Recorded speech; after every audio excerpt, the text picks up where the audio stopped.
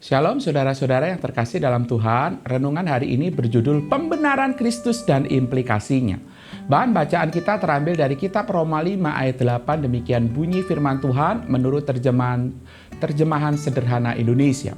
Tetapi Kristus mati bagi kita ketika kita masih hidup sebagai orang berdosa yang memusuhi Allah. Richard Lovelace dalam bukunya Dynamics of Spiritual Lives berpendapat demikian. Hanya sebagian kecil dari orang-orang yang mengaku Kristen saat ini yang secara kokoh menerapkan karya pembenaran Kristus dalam hidup mereka. Apa yang tuliskan Richard ini menarik. Mengapa?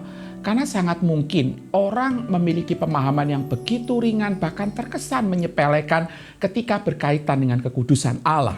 Atau bisa jadi ketika berhubungan dengan dosa, mereka secara sadar tidak melihat adanya kebutuhan akan pembenaran.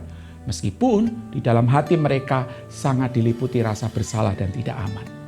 Paulus mengingatkan jemaat Roma dan juga kita hari ini bahwa kehidupan iman kita didasarkan kepada apa yang Kristus lakukan, yaitu Dia mati dan bangkit bagi kita manusia yang berdosa. Tidak dikatakan Kristus mati ketika engkau jadi orang baik, engkau jadi orang unggul dan sebagainya. Kristus mati ketika kita masih berdosa. Dan apa yang Kristus lakukan ini memberikan dampak pada status, proses, maupun akhir dari kehidupan kita sebagai orang percaya. Banyak orang tahu akan doktrin ini, tetapi kenyataan dalam kehidupan sehari-hari bisa jadi berbeda. Khususnya dalam proses menjalani kehidupan di tengah-tengah dunia ini. Sebagai orang yang sudah diselamatkan, kita mengalami proses apa yang disebut sebagai pengudusan. Tapi apa yang terjadi? Persoalan yang dijumpai adalah mereka mengandalkan pengudusan mereka bukan dari jaminan penerimaan Allah atas mereka, tetapi dari performa pribadi. Kita punya banyak kecenderungan besar untuk merasa dibenarkan berdasarkan pengalaman pertobatan kita, ritual keagamaan yang kita jalani, hikmat menjaga diri sedemikian rupa dan sebagainya.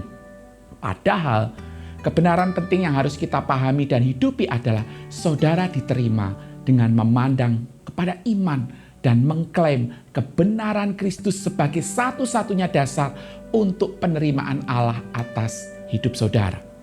Ketika saudara memahami kebenaran ini, maka saudara dapat mengalami damai sejahtera dalam menjalani proses pengudusan yang aktif dalam kasih serta penuh ucapan syukur.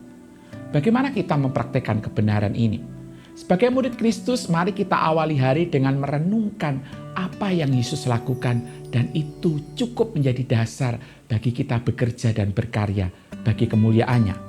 Bukan pada berbagai macam agenda, kepentingan atau performa kita untuk menunjukkan betapa signifikannya hidup kita. Stop, mari kita praktekkan akan hal ini. Amin.